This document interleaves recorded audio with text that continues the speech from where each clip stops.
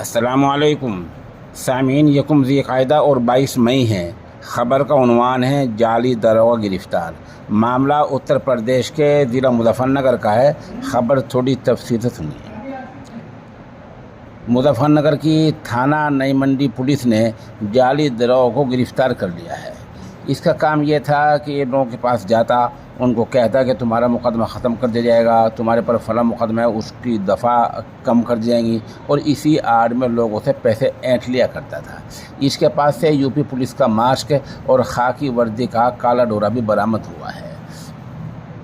इस बारे में मुज़फ़्फ़रनगर के पुलिस कप्तान संजीव सुमन ने सहाफ़ियों को बताया कि फ़र्जी दरोगों की पहचान विजय कुमार वल्द बाबू राम के तौर पर हुई है, जो गांव ढिंडावली, थाना तितावी, ज़िला मुज़फ़्फ़रनगर के रहने वाला है। उसको जेल भेज दिया गया है।